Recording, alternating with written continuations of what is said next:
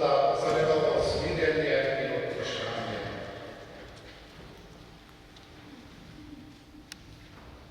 Samomočnemu Bogu in vam, bratje in sestre, priznam, da sem grešil v misli, besedah in dejanju, do dobrega opustil in slabega storil.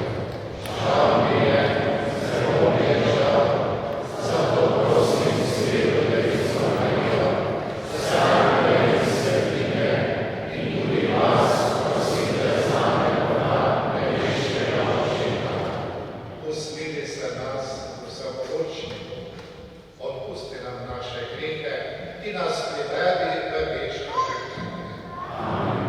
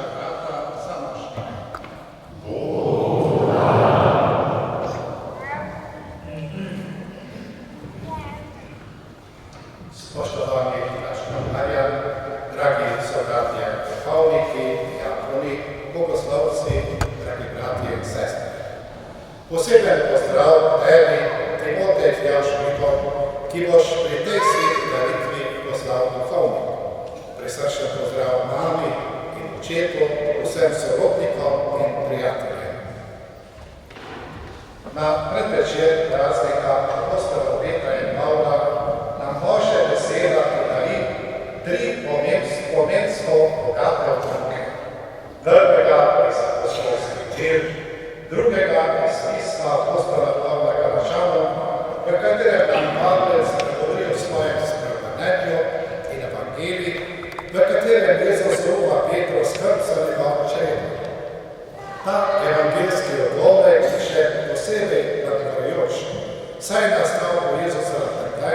smrti in vstajenju, pa tudi po trojni Petrovi zatajitvi. Jezus je Petra izbral kot prvega med apostoli, a ga je tak malo zatajil. Na vprašanje Petra pred trpljenjem, kam greš, mu Jezus odgovori: ja, kamor grem jaz, mi sedaj še ne more slediti. Sledil mi boš kasneje. Takrat se je Peter podobal, češ, zakaj ti ne bi mogel slediti sedaj? Pripravljen sem dati življenje za te. In takrat bo Jezus povedal trikratno zatajitev. Po vstajenju se Jezus prikaže učencem pri Tiberijskem morju. Potem, ko je na obali po naporni noči, ko so ujeli še na Jezusovo besedo, pripravil žerjavico, na kateri je bila riba in kruh. Potem, ko jih je povabil jesti, je na koncu tega obeda postavil vprašanje Simonu Petru: Simon, Janezov sin, ali me ljubiš bolj kot tebe? Takrat je bil Petrov odgovor poničen. To takoj pade v oči. Vidi se, da se Peter ne naslanja več nase. Žalostna izkušnja, ko je Jezusa zatajil, ga je naučila, da ne more računati na svojo trdnost. Zato je njegov odgovor: da, Gospod, ti veš, da te ljubim. Jezus to vprašanje ponovi trikrat, da bi tako Peter začutil, kako pa Jezus ljubi kljub njegovi slabosti. Jezus ne vpraša Petra, če ima administrativne sposobnosti, da bo vodil cerkev. Ne vpraša ga, če je dober organizator, ne vpraša ga, če je dovolj moder, da se bo lahko zoperstavil s nasprotniki. Vpraša pa ga samo, ali me ljubiš bolj kot tebe. Apostolat, poslanstvo apostola je postavljeno na tem intimnem odnosu z Jezusom. To je tisti edini trdni temelj, kajti poslanstvo apostola je v prvi vrsti oznanjevanje vaše ljubezni. Ta pa mora biti najprej naše osebno izkustvo, ki me doseže kljub mojim slabostim. Peter, potem, kar je doživel, ve, da je izvir te ljubezni ni v njem. Ve, da ko ga Gospod vpraša, če ga ljubi, je izvir te ljubezni v Gospodu, ki mu želi to ljubezen tudi podeliti. Vsakemu od nas, tudi tebi, dragi Timotej, Jezus postavlja isto vprašanje. Postavlja ga zato, da bi ga mi prosili, naj nam podeli ta ljubezen. Mi nosimo v sebi željo, da bi ljubili Gospoda, a na vsakem koraku ugotavljamo, kako smo krhki, slabotni, kako nismo sposobni držati dane besede, oziroma kako nam ne uspe biti zvesti. Zato je naš odgovor poln dvomu in negotovosti. Jezus, ki nas pozna globino našega srca, nam prihaja naproti, da mu lahko odgovorimo na njegovo vprašanje: da, Gospod, ti veš, da te ljubim. Ne ljubim te, ker sem popoln. Ne ljubim te, ker se čutim trdnega in močnega. Ne ljubim te, ker sem darežljiv, ampak te ljubim, ker se ti dober in milostljiv z menoj. Ljubim te, ker mi ti prihajaš naproti svojo ljubeznijo in mi s tem daješ možnost, da lahko rastem ljubezni do tebe, in to dan za dnem, korak za korak. Evangelij nam pokaže, do kje lahko pride darežljiva Jezusova ljubezen. Zadnja beseda, ki jo Jezus izreče Petru, je: hodi za menoj. In pa pove, kaj to pomeni, do mučeništva. Jezus je prvi ljubezni, on mora najprej učence pokazati, da jih ljubi, in to, da jih ljubi do konca. To pa je potem, da daruje svoje življenje zanje. To se mora najprej zgoditi, če potem bodo lahko učenci sledili s tisto ljubeznijo, ki prihaja iz prepodenega Jezusovega srca. Jezus torej po trpljenju, smrti in vstajenju Petru podeli veliki dar, da to lahko sledi, hodi za menoj in pa pove, da to pomeni do smrti do konca. Evangelist Janez doda svoj komentar, to pa je rekel, ker je hotel naslediti, s kakšno smrtjo bo proslavil Boga. Jezus podeli Petru popolno ljubezen, ki pa je v tem, da se bo izgoreval za Gospoda in na koncu se tudi celostno izvršil. Peter pa iz svoje izkušnje tudi ve, da Božje usmerjenje prihaja človeku po križu, kar kaže na Božjo solidarnost z nami, na solidarnost s našo človeško krhkostjo in našo grešnostjo. Dragi Timotej, v globini svojega srca si začutil klic, da se izročiš Jezusu na razpolago kot potrebovalec njegovega evangelija.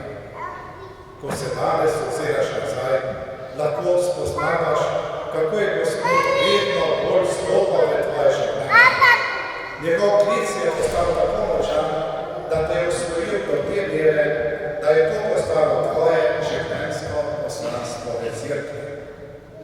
Po milosti Božji, kot čisti zastonski dar, danes najemaš poslanstvo, da boš vstopil v Gospodov vinograd duhovno, da boš ljudem oznanjal, da se Bog v svojem usmerjenju sklanja prav vsakemu človeku, da je vsak človek dragocen njegovih oči.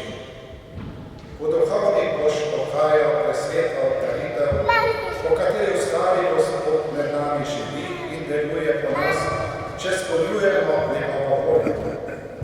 Sklanjal se pod tebi bolnikom, da jim pokažeš, da je Bog jim blizu.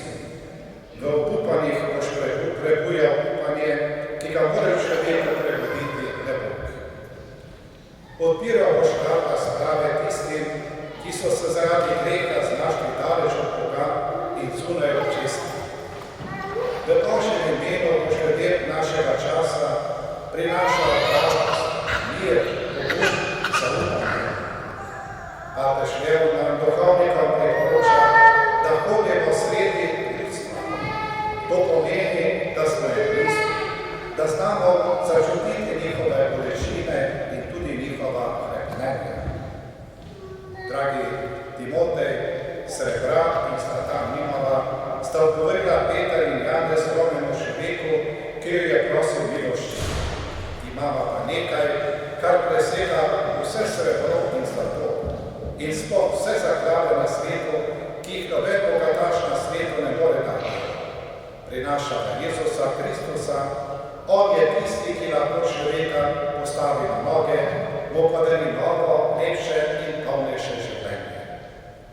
Sveti Pavel nam potrjuje to resnico, saj je iz Kristusovega preganjalca postal najbolj večji zbiralec njegovega evangelija. V svoje poslanstvo je dan za dnem doživljal, da bo je Gospod blizu, da mu daje moč, da skupaj z njim lahko izpolni poslanstvo evangelija, ki mu je bilo zaupano. Zato, dragi Timotej, čez nekaj trenutkov boš postal duhovnik. Bodi vedno trdno zasidran v njem, ki te je poklical, trdno zasidran v njem, ki te pošilja, kajti samo tako boš lahko njegova priča v tem svetu in boš lahko treboval skušnjavam in težavam in boš lahko ohranil sebi plamen vere in tudi poklicanosti. V tem novem poslanstvu se zavedaj svoje krhkosti in ostani odprt za Božje darove, da te bo lahko dosegla Božja moč. Naj te na tej poti v Gospodovem vinogradu spremlja priprošnja in varstvo nebeške Matere Marije, kraljice duhovnikov in blaženega Antona Martina Slomška. Amen. Odločitev za posvečeno življenje in službo je sad dolgotrajnega zorenja v preizkušnjah in Božji ljubezni. Tega daru ni mogoče sprejeti drugače kot svobodnim, hvaležnim in radostnim srcem. Timoteja bo Gospod načko vprašal, ali hoče službo, za katero bo posvečen, sprejeti in opravljati svobodno, vredno in modro. Odgovor hoče, ki ga bo izrekel, je resnični izraz te njegove pripravljenosti in volje.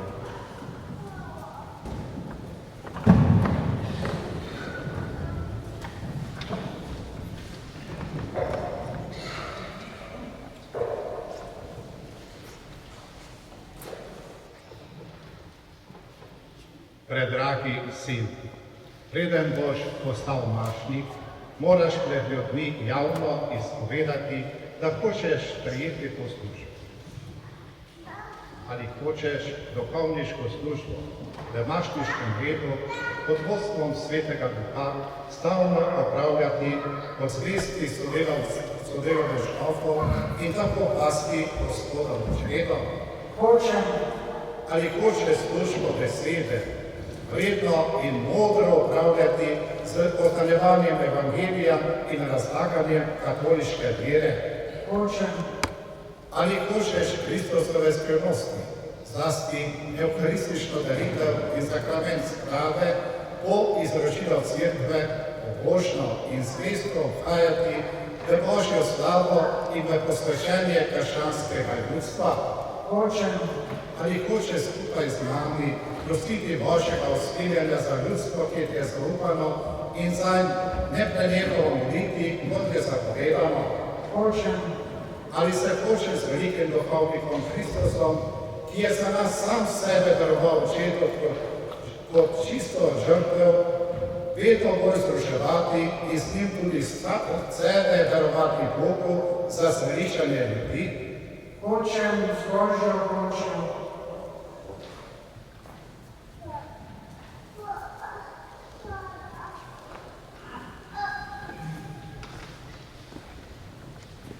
Obljubiš meni in mojim naslednikom spoštovanje in pokorščino?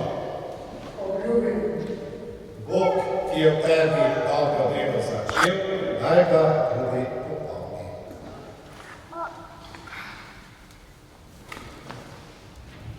Sledijo litanije vseh svetnikov, izbrana kolegija, znotraj resno držo, ki je znamenje največje političnosti in mošnje, bo pokazal svojo pripravljenost služiti Bogu in Cerkvi.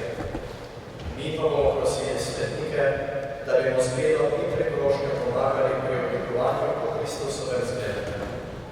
Diakon nas bo opozoril, da je ne pokleknemo in ustanemo, s poklekom bomo tako pokazali svojo pripravljenost, da bomo bodoče podobomaški stali v strani z molitvijo in bomo pomagali pri njegovem poslanstvu. Naj se naša molitev zlije z molitvijo vesolne Cerkve in vseh svetnikov nebesi. Predragi, prosimo vsemogočnega Boga Očeta, naj v tem svojim slušanjem, ki ga je izbral za mašniško službo, pomnoži nebeške darove.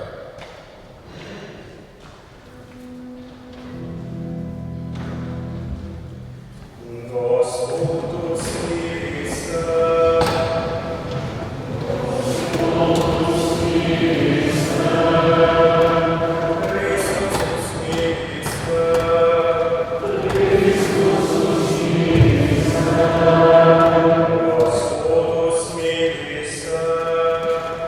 Gospodu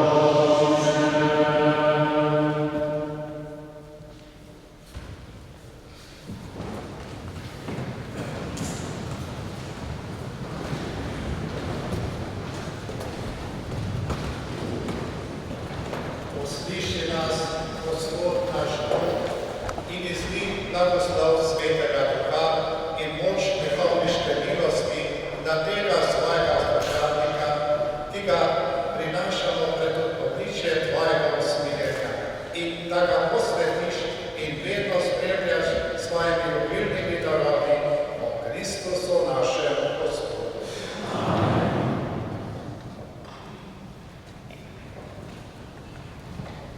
Sledi glavni del posvečenja.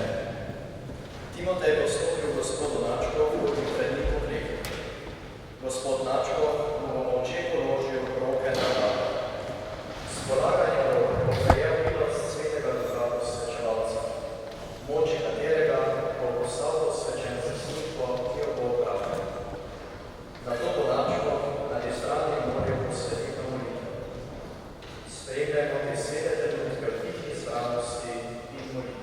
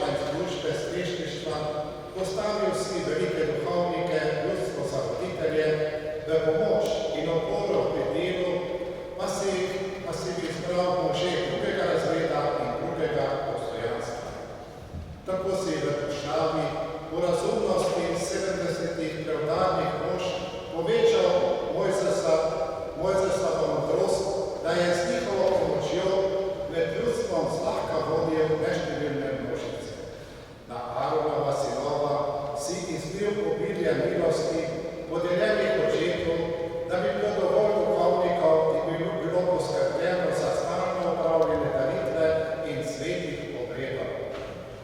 Z isto previdnostjo si ti, Gospod, apostolom svojega Sina pridružil za spremljevalce učitelje vere, tako da so s pomočniki v oznanjevanju napolnili ves svet. Zato te prosimo, Gospod, podeli naših pomočnikov tudi naši slabosti, saj jih potrebujemo toliko več, koliko slabotnejši smo. Prosimo te, vsemogočni Oče, podeli temu svojemu služabniku duhovniško dostojanstvo, obnovi v njegovem srcu duha svetosti, naj zvesto izpolni duhovniško službo druge stopnje, ki jo prijema od tebe v Bog, in naj svojim zgledom vse spodbuja k krepostnemu življenju. Naj bo skrbен sodelavec škofovskega zbora, da besede veselega oznanila pridejo v vse kraje sveta in da vsi narodi združeni v Kristusu postanejo eno samo sveto Božje ljudstvo. Po našem Gospodu, Jezusu Kristusu, tvojem Sinu, ki s teboj v občestvo svetega Duha živi in kraljuje vekovaj. Amen.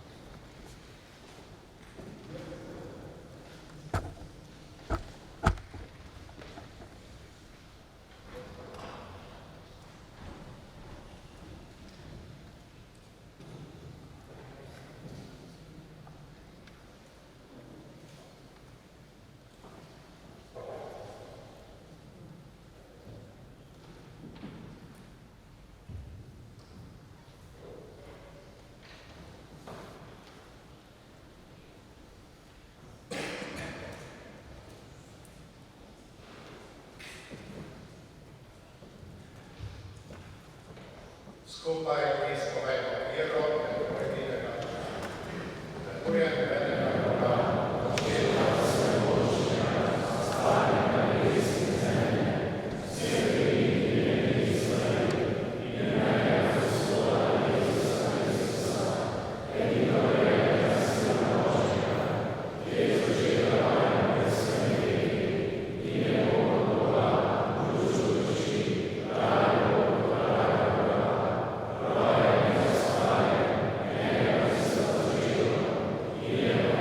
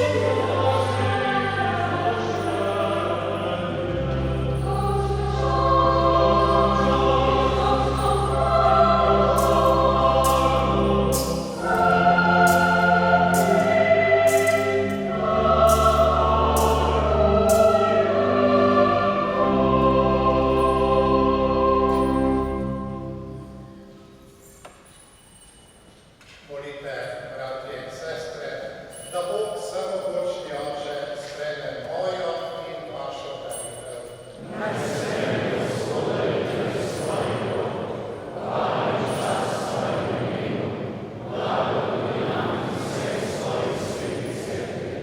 Vsemogočni Bog, veselimo se praznika apostolov Petra in Pavla in prinašamo darove na tvoj oltar. Zavedamo se svoje nevrednosti, zato se najbolj veselimo odrešenja po tvoje milosti, o Kristusu našem Gospodu. Amen.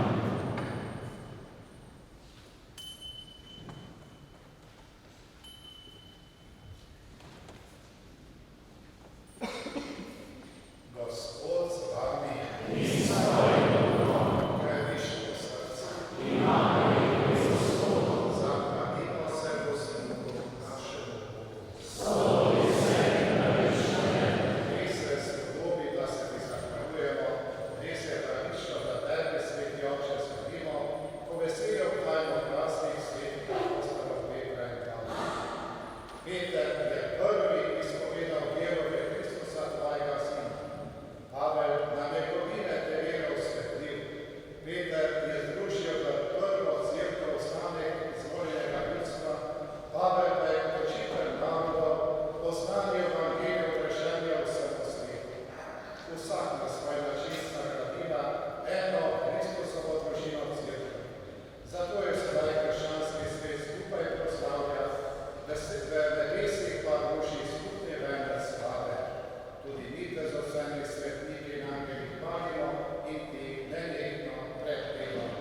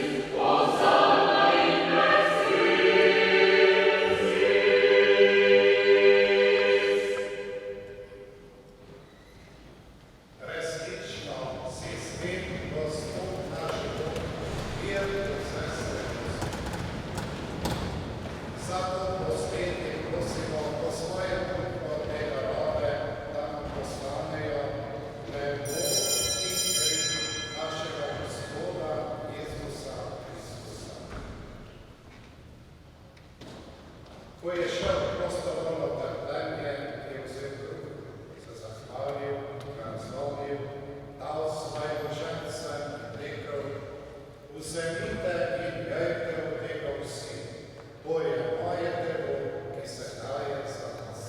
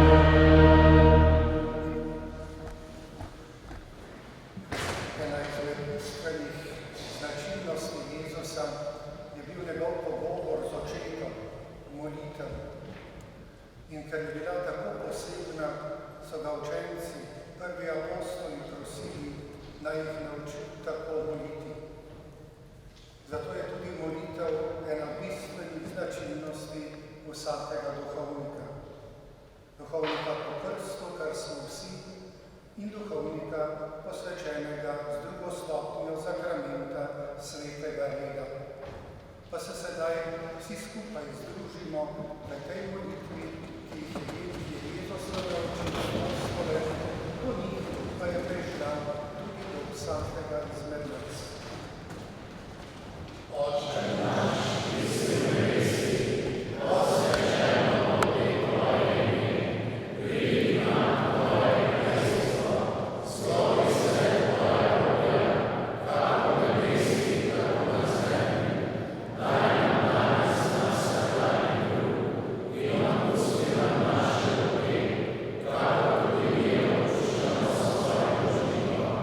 In ne uvedi nas v skušnjavo, temveč reši nas hudega. Reši nas vsega hudega, vsemogočni Oče, podari nam mir v naših dneh, usmirjeno pomagaj, da se bomo varovali greha in bomo varni pred vsakim nemirom, ko polni našega upanja pričakujemo prihod našega odrešenika, Jezusa Kristusa.